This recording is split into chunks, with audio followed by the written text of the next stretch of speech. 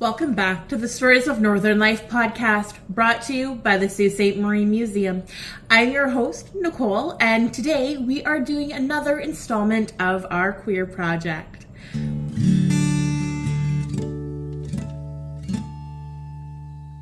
So, as I was saying, we are doing another installment in our queer project as we are now in Pride Month.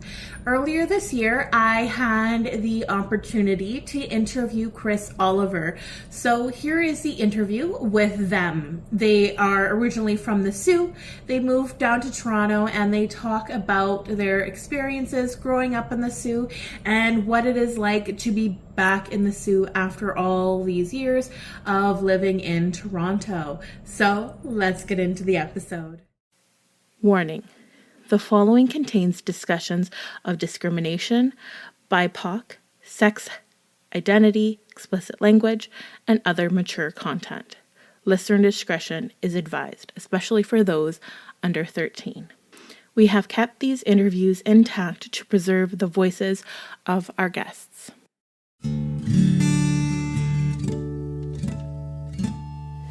All right, so we are ready to go. All right. Can you state your full name and preferred pronouns? So my name is Chris Oliver. My pronouns are pretty fluid. So I really don't have any. I don't mind any pronoun, whatever you are seeing me as in that moment. So I go by they, them, she, her, he, him, they, them. Fortunately, I have no trauma around my pronoun usage, so I am pretty fluid. Okay, perfect. And only if you are comfortable, can you tell me how you identify? I don't know if you've watched Doctor Who with Wibbly Wobbly Timey Wimey. I consider myself wibbly wobbly sexy wexy. I am a bit asexual, gay romantic. I am not sure if I identify as somewhat trans-ish and cis-ish. I present cis, and to be frank, I often enjoy the privilege. It's I try to use it for the best, because I don't know. I'm still it's a constant thing that I'm questioning. Okay. So I have long answers for all of these short answers. All right, so when and where were you born? I was born in the Sault in the spring of '79. Okay. Do you want my date? I don't know if you need my date. No, doesn't matter. It was '79. It was a weird and wonderful time. Yeah. So what was your childhood like? I grew up with learning disabilities and what we now know as a neurological disorder, which is ADHD. We used to consider it a learning disability, but we also didn't know if we believed in learning disabilities or not. So it was a little bit of a difficult time growing up. I was always an awkward kid, because now we know ADHD to have a lot of similarities with people that have autism. So I see a lot of that now looking back, because hindsight being 20/20. So it was awkward. But I had an incredibly supportive family. My mom was an advocate for things like learning disabilities and for people are just unique. And she was kind of, frankly, ahead of her time. My dad was a bit of a hippie. He thought that people that were on the LGBT spectrum, which we knew at the time was just LGBT, were sick, but they weren't. There wasn't anything wrong with them. They weren't bad people. They just needed help. And so he was never a mean person. He never knew about my sexuality, but he had that belief, and it was always a little bit hard to bring up when I was really, really young. I always thought that I just wanted to be like these guys that I saw, these people that I saw. I just wanted to be like them. And part of it, I think, was because I also didn't fit in as somebody who had learning disabilities and and ADHD. So it was a confusing time, but at the same time, very supportive. Okay. And so, did you identify as part of the community when you were younger, or did you feel any connection sort of thing? Sort of you said you weren't really out to your dad or things like that, but were you maybe sort of just self-identifying at that time, sort of maybe keeping it to yourself or sharing it with your friends, things like that? No, not yet. I was kind of keeping it for myself. Oftentimes I joke now that my friends knew before I did, and I'm not sure how much of a joke that really was, because I so desperately wanted to fit in that this was the last thing I wanted, because I knew there was something different about how I thought, because I liked what I saw, and I knew that there was a part of me that, I liked it, but I didn't want to. I wanted to tell myself that these are things I admire in other people, like the sexy bodies and all that stuff, because I've never been a sexy body guy, and that's fine. But I resented that when I was a kid, and so I always wanted to, I was always like, that's just what I want, right? That's right, And I felt like that until college. I was in an abusive heterosexual relationship, and when I finished that, I was just like, no, I need to just accept this. I grew up with people that were in the LGBT community. One of my best friends was gay. And he took no nonsense from anyone. He had a black belt in Shotokan. He didn't care. And he was huge. So, he was like a safe person to be around. And I'm continuing to be friends with him now. He was a great source of what I wanted to see, that confidence, to be able to just be he didn't need to beat up people to be out. He was out and people liked him, and that was fine. Yep. But there was that fact that he could defend himself if he needed to be, and I think that was like a safety blanket almost, or I saw it as such. Yeah.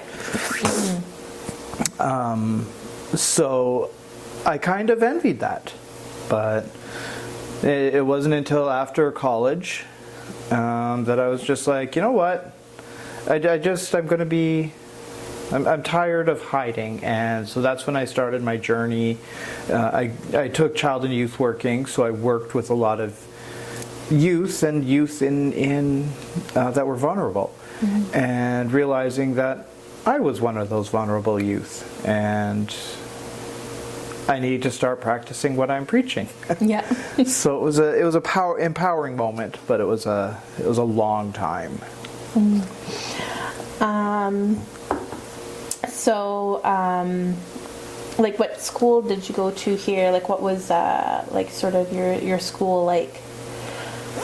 So I went to Parkland when I was in elementary school, and then we moved when I was 10. So it was grade 3. It was very quick. I don't remember much. That was back in the days when they still would use the strap or ask parents for permission to use the strap, and my mom would say, if you touch my son with the strap, I'll come at you with more than a strap. We were always a non-violent. I think I've been spanked once in my life. Then I went to Grandview, and it was okay, but I made awkward remarks as an awkward person, saying that one of my favorite hobbies was eating, and then I just never lived it down, and I was made fun of throughout elementary school. I was bullied a lot. And I think that's where a lot of my trauma comes from. Actually, it's just the bullying. Yeah. Then I went to White Pines. Things got better because you met new kids from new schools and different schools, but eventually word gets around, and things get back to normal. Yeah. I helped my friend by joining the football team, which was a very hilarious thing to think about if you knew me.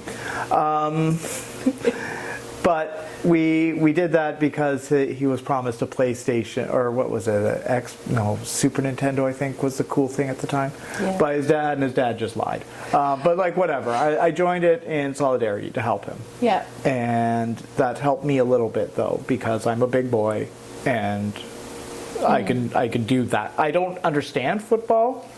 To this day, I don't get it. I just know I smashed someone and everyone cheered and it happened to be the right time and yay! It was great. And then I went to Sault College. Okay. Right out of high school, and took child and youth working, and it was a remarkable time. Everything changed. I learned a lot about people and how to just I can read people very well. Mm-hmm. And I learned a lot about that. And then after in college, my dad passed away, so I had to take some time off to try to deal with that, but I didn't. And then I returned, didn't know anybody. Had these new teachers that tried to act like they knew me their whole life, and it's like, I get it, like that's how the program runs, but I didn't know who these people were, and I was just like trying to get through it. And then it was shortly after that my brother passed away, so there's a lot of other trauma. And then I just that's when I started actualizing a lot about myself and just realizing who I am, and I don't care what other people think. And I was a little bit even to a point of bitter, and returning back to in my teens, I was in a goth group, and kind of returned to that a little bit. But then I ran into one of my best friends at the time. She used to be my best friend when I was 16. Then I saw her many, many years later. We all had different things going on that prevented us, and I remember this moment was probably my biggest moment, realizing that my friends don't care as much as I think they might care, because I just came out to her. I just blurted it out. I'm gay, and she just looked at me and did that blink blink thing, and just do I make you a cake? And and I just fell apart almost. Just inside, I was just everything broke.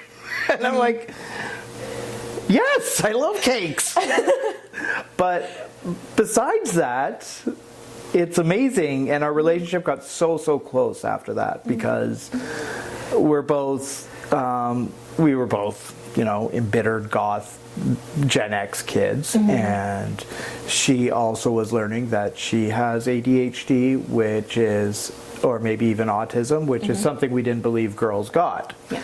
And now we're recently understanding that they do. It just looks very different because of how we socialize kids. So it was a fantastic experience.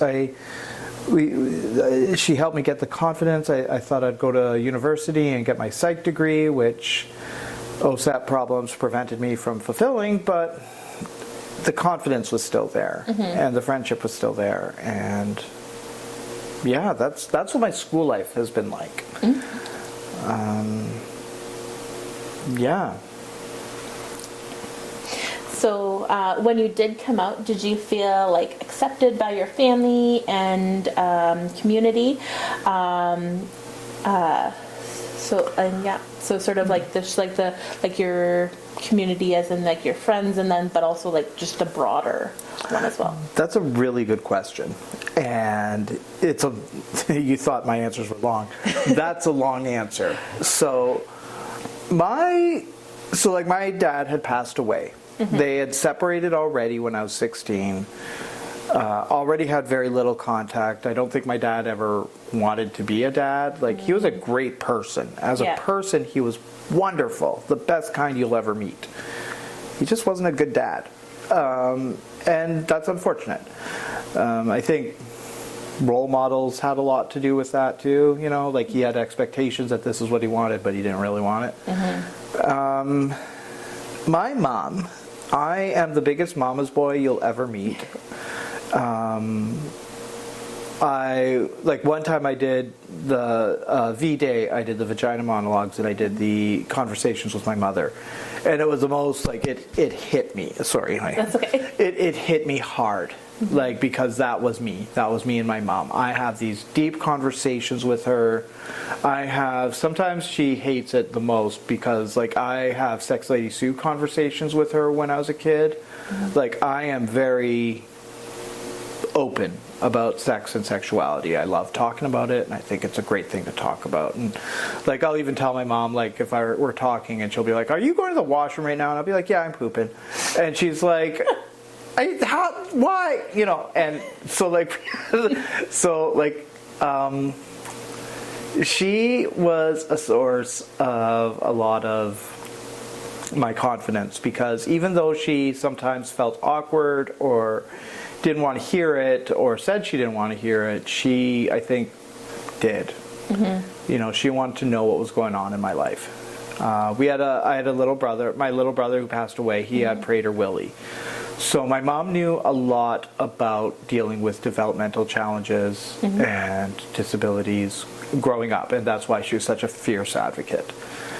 So I never feared coming out to her. I think it just popped out one day. And I was like, "Mom, I'm gay."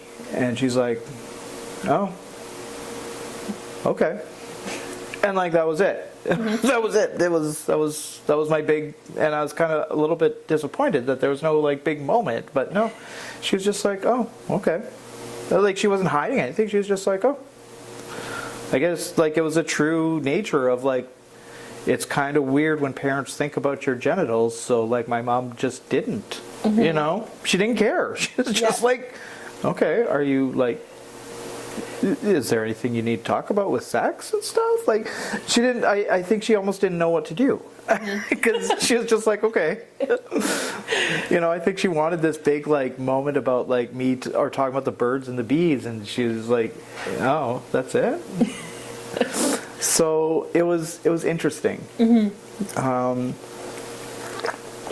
My brother, he didn't care. He gave like literally zero anything. My sister, she's a lesbian.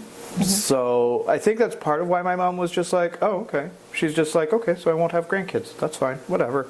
You know, like that's what she wanted, right? She wanted grandkids, but she's just like, "I guess I'm not going to get them." You know, she knew she couldn't argue this. So, you know, it was really cool. My friends, for a little while, I was scared. One of my friends is very, like he came across, he acted a lot. He was like acting, right? Okay. As kids tend to do. As like he was this tough womanizer, always getting laid and always with the chicks, and you know, always trying to, yeah. And when we were younger, he was always trying to pressure me into like losing my virginity and having the sex, and because like it's the best thing, and I'm like, it's really, I mean, there are better things. And you know, he's like, "Oh, you gotta have a threesome." I'm like, "I've had 4 of those and they're all overrated." You know. So like I was a little bit worried about coming out to him, but when I did, he was like I think he was trying to joke around with it a little bit, and he was like, "Really? Like you don't like women at all?" And I'm like, I mean, like they're cool. Like I know a lot of women that I like, but I'm not into the bits and bits of that." And he's like, "Really?" And like he thought it was like he acted like he thought it was the strangest thing on earth that someone, but like you know, he's looking at it from his own perspective, where that is apparently the ultimate goal, right? Like the sex is the ultimate. And yeah, he but like he still was just more curious, and he asked me questions, and I thought, and like later on in life as we grew older, I'm realizing like, no, he's trying to understand. And this isn't coming from a bad place. Like maybe he's not doing it the best way, but it's coming from a good place. And so like I can work with this, I can help with this, because I do talk about sex and sexuality a lot. And so I bring up the blunt things, you know, when he's like, don't you find her attractive at all? I'm like, don't you find him attractive at all? Or like, you know, how can you not like boobies? Well, I got boobies. Do you like my boobies? And he's like, no, they're different. How? What? In what way? Well, you got hair. Well, actually, I don't. Not a lot. Anyways, like, I can shave. No, it's not the same. And like, you know, I kind of break his brain a little bit too. But like, that's the relationship we have, right? I can like kind of call him out on that stuff. And he may not seem like he's thinking about it, but he's thinking about it. Because he has a brain a lot like mine, where he just can't help himself. So these are some of my best friends. And a lot of my other friends, like I had a very religious friend, and I thought he'd have problems with it, but he didn't. They were actual Christians, you know, where they actually focus, you know, like they're like, yeah, the main theme of the Bible wasn't about that. There's so many other things, you know? Yeah. So like that was where they were. And we may not be friends now to this day, but that's for other reasons. And, you know, like we just, as far as me being gay, he didn't care. It was never an issue. Yeah. So it was surprising.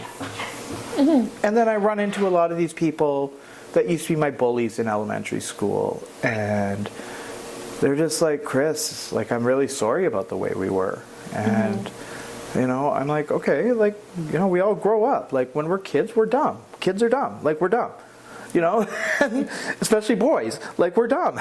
And so, you know, I'm able to see where people, like, people are growing. People grow and develop, and when those people can admit that they didn't do things as well, that's where you see, like, that there's room for growth, and there's room for relationships, because ultimately I want us all to get along. I truly believe nobody wants to hate other people.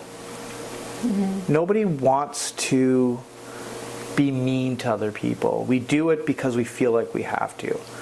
And it was a saying that I learned very early in my child and youth working: hurt people hurt. And so there's always some kind of underlying reason. It may not be evident, and it may be shrouded in a lot of trauma, history, hatred, lots of things. And I want, like, oftentimes I want to find that. I don't have to like everyone. But I believe everybody wants to get along with everybody. I don't think anybody wants to have wars or fights or anything like that. Yeah.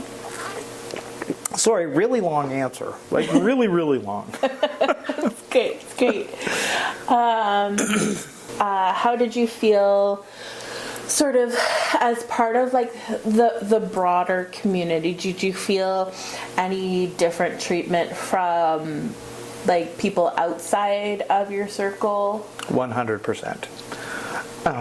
For a long time, and I think it still somewhat happens, like, for instance, you'll see, like, in relationship, like, how other people interact with other people, like, it's almost like being called gay is an insult, you know, and I like to call people on that, you know. Like, I had people tell me, you know, because, like, I hang out with some people, like, I don't fit into any of those categories of, you know, the gays. You know, I'm not a bear, I'm not a twink, you know, like, all that stuff. There's all these different categories that we try to fit ourselves into, and that's because we all want to try to find a sense of belonging. And I simply don't fit. And I've had people say, you know, you don't act like you're gay, you know, or you're one of those cool gays. And I'm like, what does that mean? Because how would you feel if I said you don't really act all that straight, right? Like, it's, I don't, like, I genuinely, like, I understand generally the principle they're trying to come across is that I don't create a stereotype. And I know that that's what they mean. They just don't have the words to say it. Yeah. Or they're afraid to say it like that in front of their other peers. Yeah. So I try to bring it up in a way where it sounds a little bit funny, and I try to act a bit like a clown about it, but what I'm saying, you can tell it kind of rings with them, because when I say, like, oh yeah, well, you know, like, there are definitely certain types of gays, and I guess I'm just not one of the gays, you know, or I'm, I'll make the comment, I call myself one of the gays, you know, or, because, like, there's that Mad TV clip, I think it was Mad TV or Saturday Night Live, I'm the only gay in the village, and it was, you know, something I kind of pull out because it's a generational thing, right? And it allows for them to feel that little bit of awkwardness where they're like, well, no, that's not, you know what I mean, but I mean, and then I just laugh it off and shut up, whatever, I know what you mean. And like I do. And like I give them a chance to just kind of, I don't need to hear them say, you're right and I'm wrong. I don't need to hear people say that. Yeah. I just want you to think about it. That's all. And like even in my days of like arguing online, like that's my thing. I just want you to think about it. I don't need you to say you're right, you're wrong, I'm wrong. You know, I don't care. I'm not trying to make points.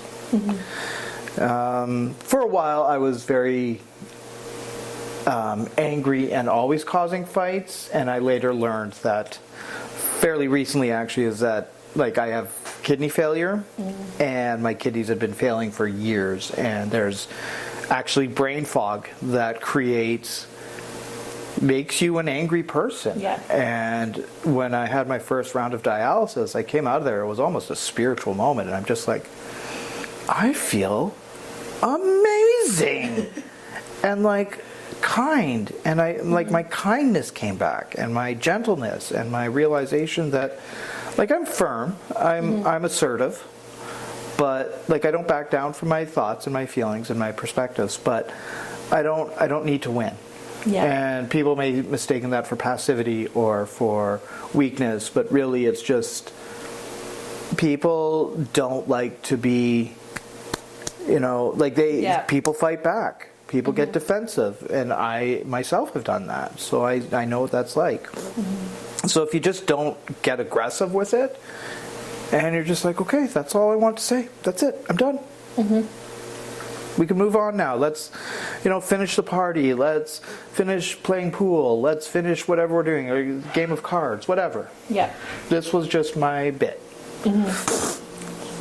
So, but like I never really felt like I was part of the community, because I think in creating a safe area, people make themselves part of a group. There's always group fighting, which is part of group psychology, is that there's group fighting, like us group versus them group. We've done it ever since we were cavemen.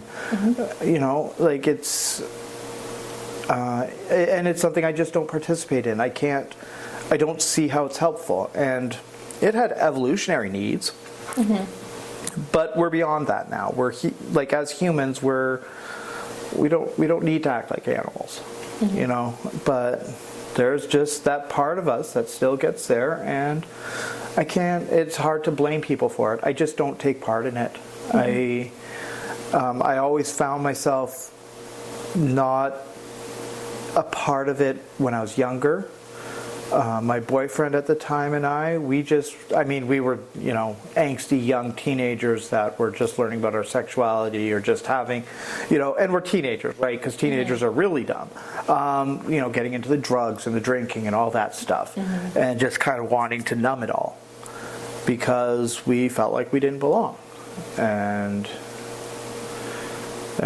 then there's just, on top of all that, like my mental illnesses, my physical disabilities. I've never been a healthy kid. At 15, I was diabetic and thought I knew everything.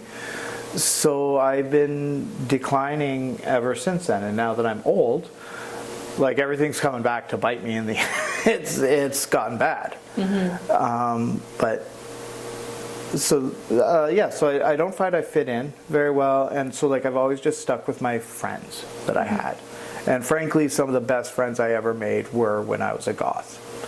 Because even though we were all like, I'm tired of being like everyone else, well, we're being like everyone else, dressing in black and wearing the trench coats and stuff. But at the same time, that's when I learned to really question a lot of things and to ask a lot of things about what I see around me, society, what we allow government to get away with, and stuff like that. And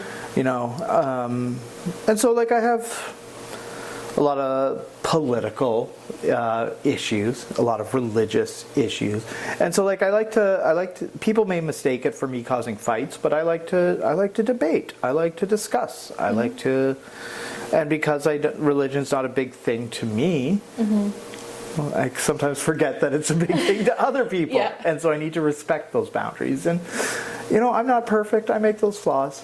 It's just like with political issues. People may not think it's that big of an issue, but to me it is, because people's lives are at stake. Yeah. And I kind of think lives are important.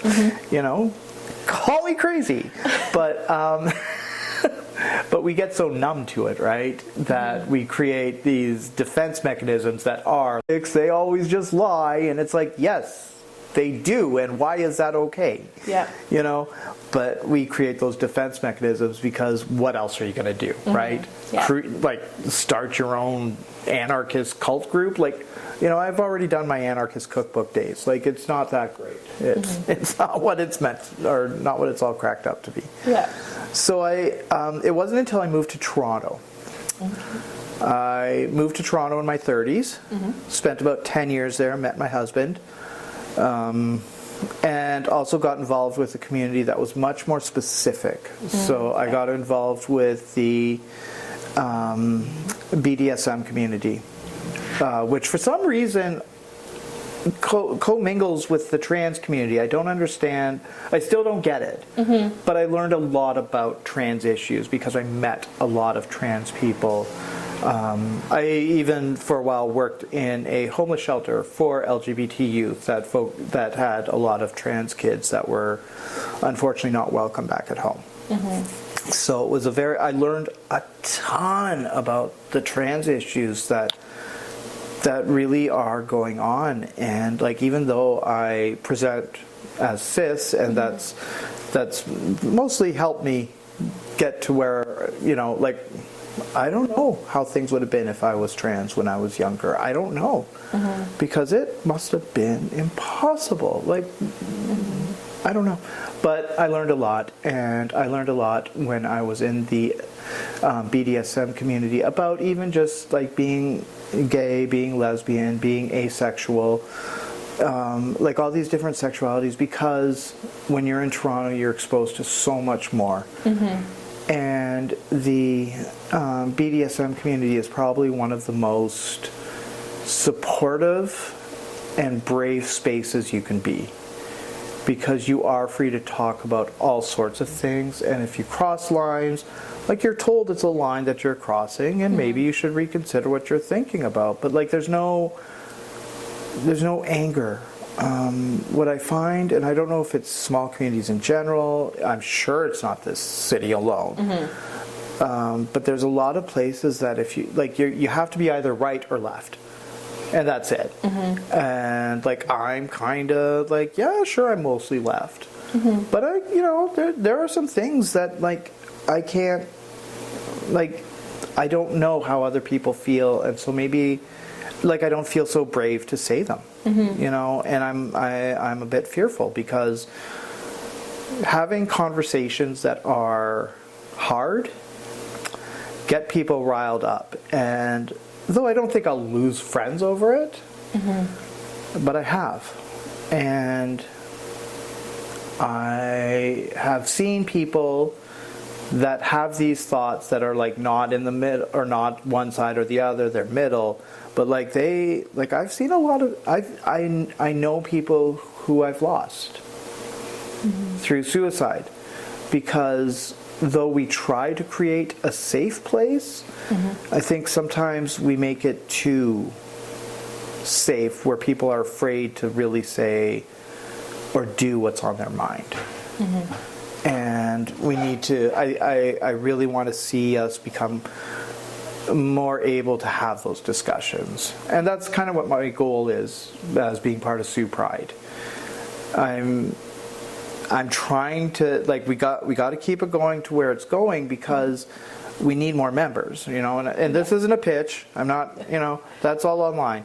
But, like, I'm not going to live forever. And I really like this younger generation. I see this younger generation as being more brave.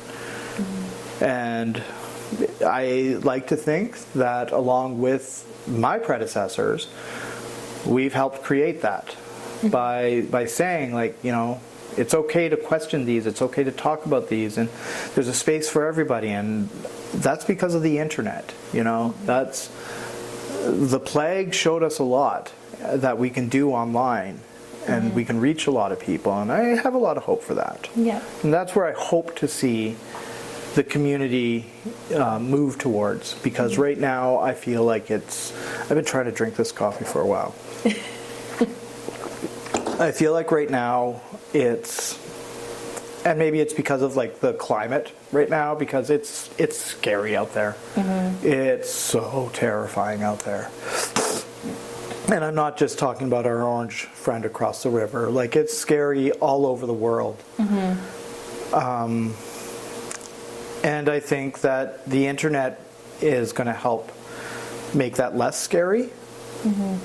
I just think next we need to move towards, which is something the plague made us afraid of, is contact with each other. We need to, not only do we need to have, like, those lines of communication, but I think we need to have that contact. Yeah. Because you're not going to feel safe if you're by yourself and you just have your internet army behind you. You need a literal army behind you, or I hate war and violence, anything violent. So, like, support. Yeah. You know, you need that. And I've seen that happen with, well, I'd like to, maybe it's my privilege, I like to see that it is coming or starting with the feminism movement, where, you know, there's the, what is it, I can't remember what sign it is. I just remember if I see like a signal with fingers that like that woman feels like they're in danger. Oh yeah, It's right. So or like just paying attention to it, right? Seeing it, like when I see it on the subway, like I'm nervous and I'm scared a lot of times, but I'll position myself in a way because I know that I'm big and I'm imposing. But I'll position myself in such a way, and I think that's an example of where I use my privilege to try to use my privilege for good, you know? Like I try to be helpful in whatever ways I can, and I know that I can be more helpful. But I'm scared. I've had a lot of bullying trauma and like people attacking me and beating me or like hitting me or, you know, taking advantage of my disabilities in one way or another. And sometimes I feel like I'm in just as much, although different kind, of danger as she might be. Because though I know I don't have to worry about getting raped, but what if I get severely beaten? I have a lot of disabilities. I'm mostly blind. I have, you know, balance issues. I can't defend myself. I'm sickly. I'm old manly. Like I'm very weak because of the sicknesses I came from. I got COVID in 2019 that attacked my organs. You know, like I have my own problems, and they're not worse or better because problems are problems and violence is disgusting. Period. I think violence is an animalistic behavior, and I think people who relate or degrade themselves to that are degrading themselves. And I think it's gross. It personally offends me when people resort to violence. I expect better. But that's, I guess, the really long answer to how I feel about my community and where I see my community going is I'm hoping that this younger generation, and maybe it's the child and youth worker in me seeing the good in every kid, because though teenagers are brats and they're dumb, they're also have so much potential, and I've seen that potential blossom, and it just makes them better people overall, everywhere. Yeah. So, you know, woke is not a bad word. I use it all the time because woke means to be awakened, and that's not a bad thing. Yeah. I know people like to make it seem like it's stupid, but because like they change the way they say it. Oh, woke. Yeah, I'm woke. There's a difference here. I know you're trying to make it seem like it's less, but no, it's not. It's a very strong and powerful thing that we need to do, and we should embrace that. That's my thoughts on it. Yeah. But. And how do you feel that the Sioux changed in like the 10 years that you were sort of away? So, unfortunately, I think the opioid epidemic has created a lot of it, because one of the things that you do when you're not being heard or you're not being felt or you're depressed is you self-medicate, and the opioids is a cheap way of doing that, and it's accessible. And unfortunately, I think that has created not only problems in the LGBT community, but I think it intersectionalizes itself with like the homelessness situation, because as we know, there's a significant percentage of people who are that are homeless are also in the LGBT community. I think that it's changed a lot also because people in a smaller community that is, I'm going to say, it's physically far from where the bigger, more woke communities are, like Toronto.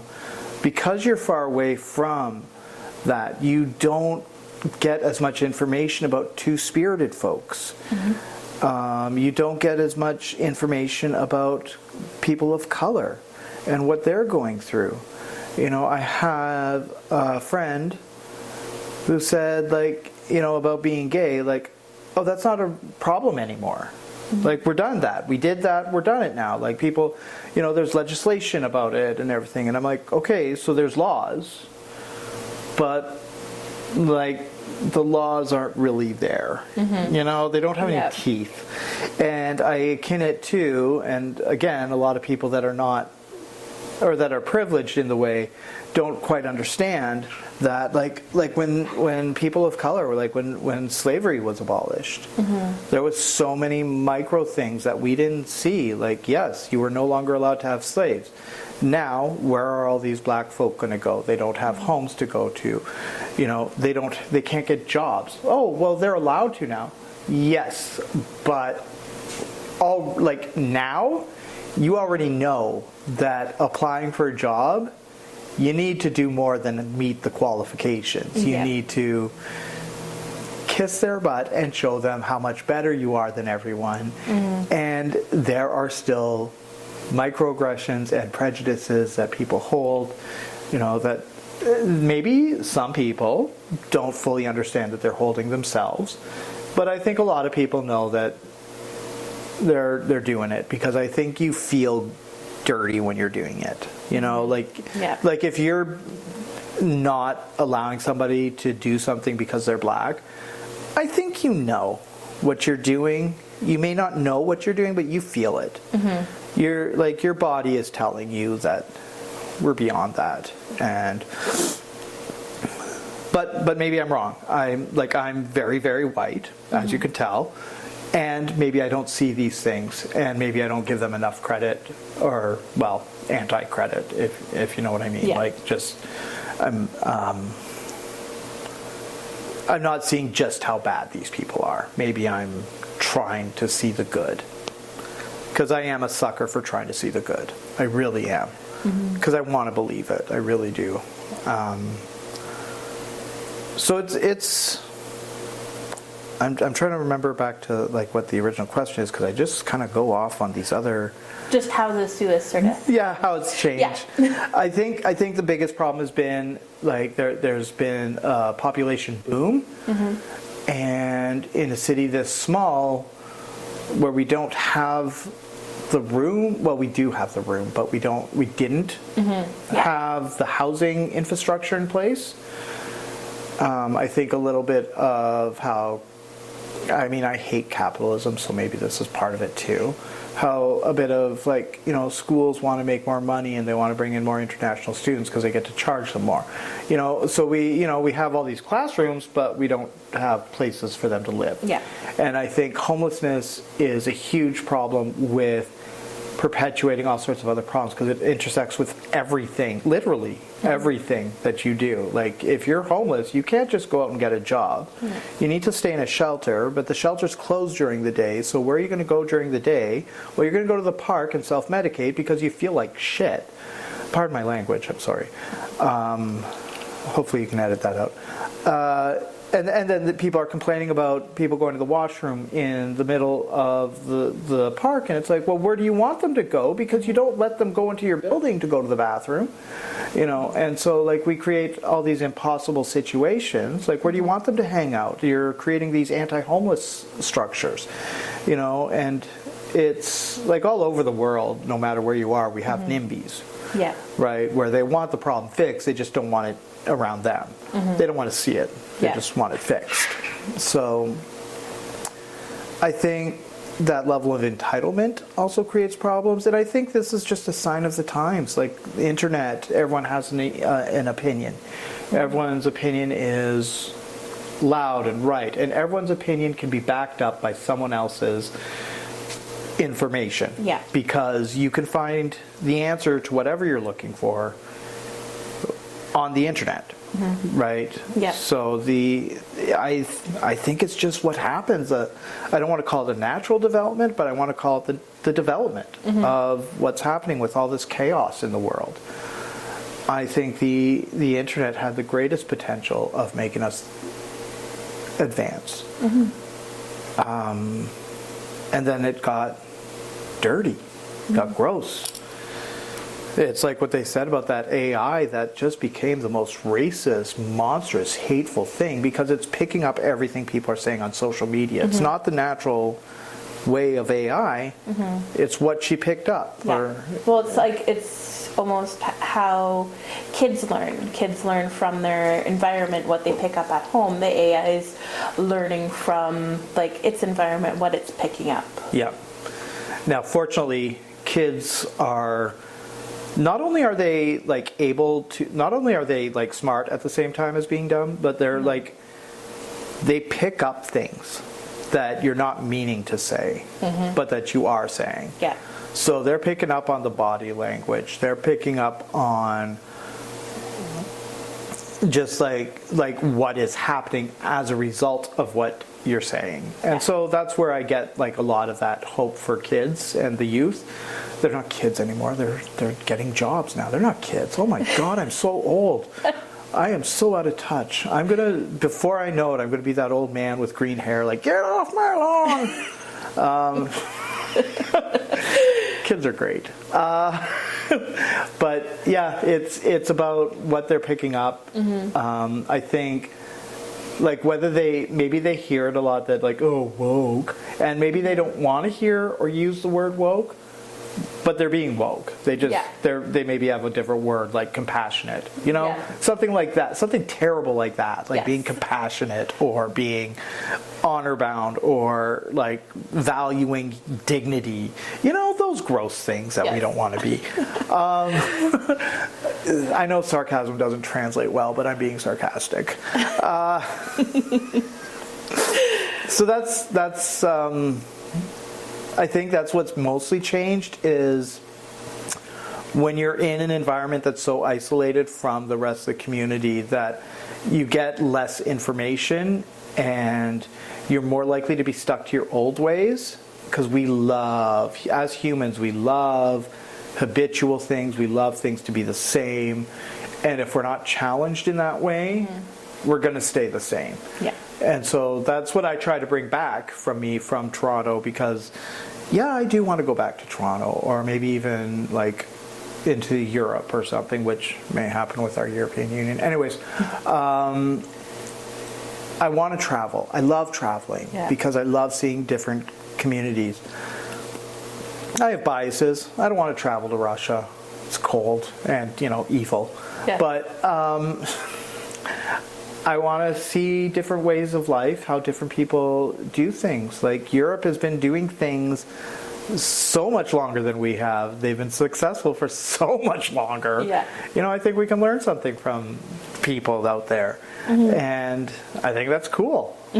So the world's a beautiful, wide place, but sometimes there is going to be these little problems along the way that happen from where we're stubborn as a race, just humans in general. It's not here, it's just everyone.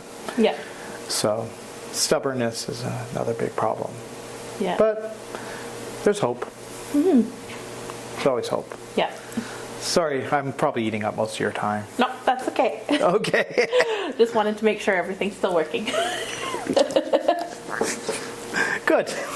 Because there's been times where, things shut off and you get finished, and then it's like, we have to do this part again. Or you just have to make do with that part being lost. Fortunately, I love to talk, in case you didn't notice, so I'm okay with that. Yeah. All right.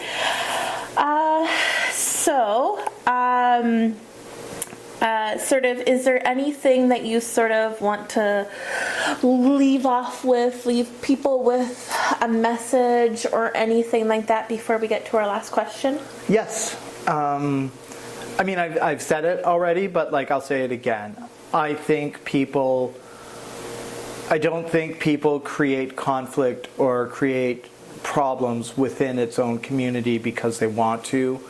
I think they feel like they have to, for one reason or another. And it's often, almost always, probably related to trauma. And to quote from our orange friend, nothing you've ever seen before. I actually think there's a lot, now that we know more about its effects, because people make a mistake of saying now there's so much more people that have autism, there's so much more trauma. And it's we know more about it, I think, is more of what we're trying to say. It's kind of like how, yes, there are more people with ADHD because now we're including women that have it. That's a whole 50% of our population that we didn't include before. And now we're including because we know more about it. It's not because we're making it up more. It's that we're acknowledging it, seeing it, because it's always been there. Yeah. Trauma has always been there. The LGBTQ community, always been there. But it's the fact that now you have a diagnosis for being neurodivergent, things like that. You're starting to recognize it, whereas before you were just sick and shipped off, sweeping it under the carpet. Yeah. Pretending it didn't exist. And now we know that it now we know it exists, and we have a word for it, we have a name for it, we can name it. And I think that's super important in helping us not only work with, because I don't want to say help, because people that are neurodivergent, I think, can really help with a lot of things that we're not seeing before, because just like you're not seeing the population, you're also not seeing the problems that these populations are dealing with. So you can make the world a better place for everyone when you try to work with everyone and you try to see everyone's perspective. You value everyone, you validate everyone. So I think that's my biggest message is we want to work together, and sometimes things prevent us from working together. Most of the time it is trauma, and most of the time it is mental illness that we're not seeing, or that we don't want to see,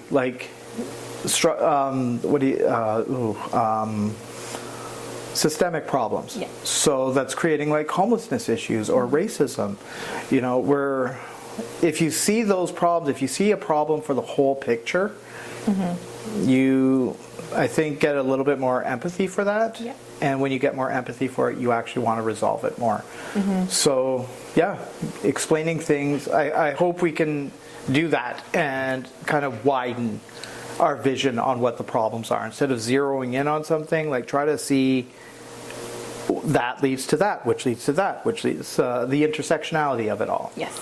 So, yeah, my university professor in sociology of gender, she told me that I always make a great point on my essay answers. I just take forever to get to it, and that's why I talk so much. It's because I got to talk myself through it. So Yeah. that's yeah, she's right. She's absolutely 100% right. All right. Yeah. Perfect. So, I will leave you off with our last question then. Okay. It's a question that we ask everyone. Am I in trouble? No. Oh, okay, good. So, if in 100 years the museum was ever to do an exhibit on you, what would the title of your exhibit be?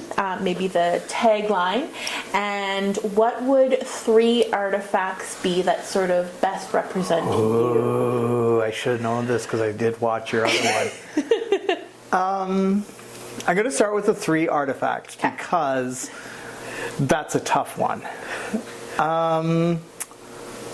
So, like my bed, I love sleeping, but I think actually I'll say more broadly my bedroom.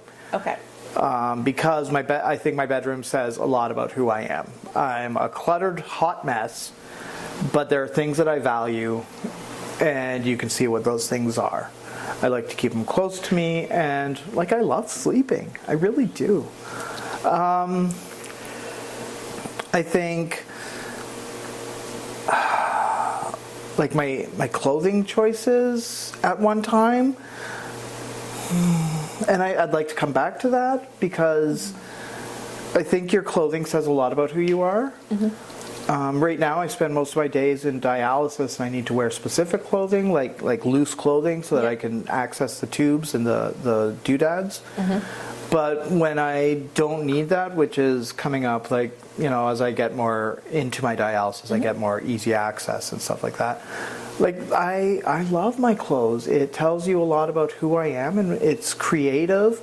I hate box store clothing, and I love going to places but not right now, Value Village. But Salvation Army even. Thrift stores.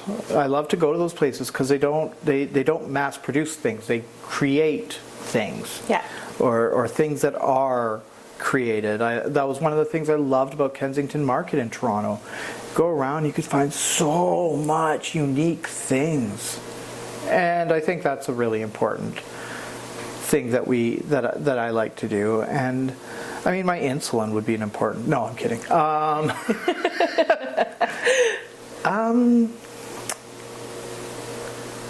don't know. I guess I'm trying to think things that I. So you sort of have 2, so just one more. Yeah. I don't know. That's a really tough one. My coffee mug, I think, is something too, because it's pink. It's not all heroes wear capes, and I'd like to maybe make some changes to it, like just having a regular person on there, because we can all be heroes. We can all be in our own way because we are I know it sounds cheesy. I say a lot of cheesy things, but they're cheesy for a reason, right? They're popular because there's a bit of truth to them. We all have our own unique perspective on things that are affecting us or things that are affecting people we love, and we can be those heroes if we try. And I think we need to just maybe take a little bit of selfishness out and put in a little bit of compassion for others. So that's kind of where that mug comes from. That's the long answer to that mug. Yep. And I drink my coffee out of it, or tea now, because I can't drink as much coffee as I used to. I used to chug like 3 of these babies back in the day, and now like they go cold. Yep. So yeah, those are the 3 things. What was the other question? So now you have the title of your exhibit and possibly a tagline for it. Tagline.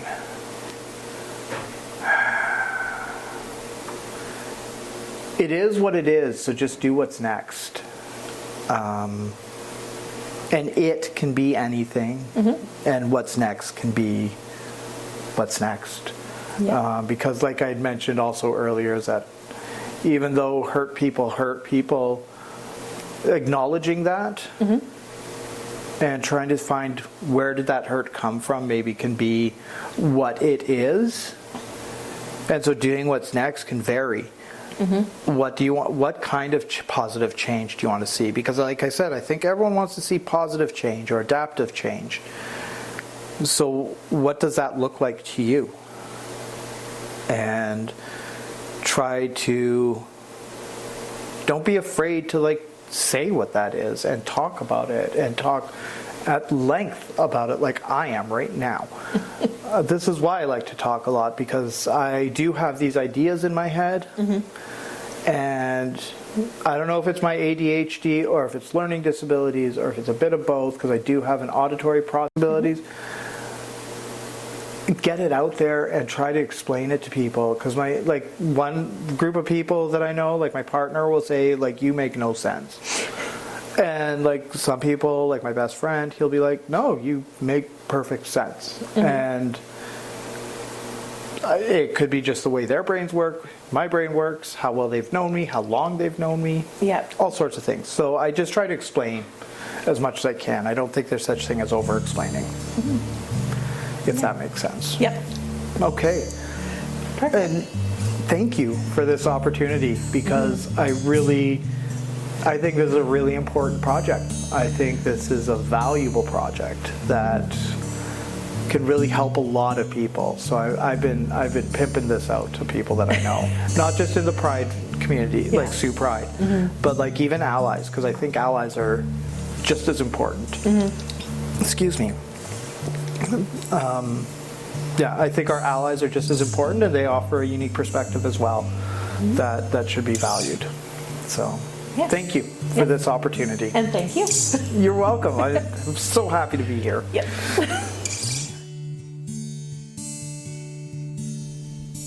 Have you been to your local museum lately? Visit us at the Sault Ste. Marie Museum, located in downtown Sault Ste. Marie, the one with the big clock tower on the top.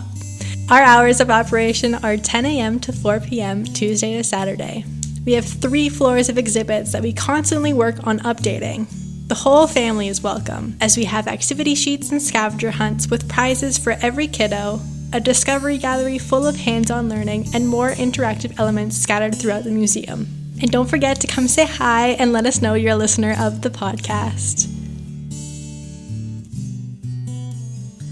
Today's quote comes from Views of the Sioux by Heather Ingram, illustrated by Graham Smith.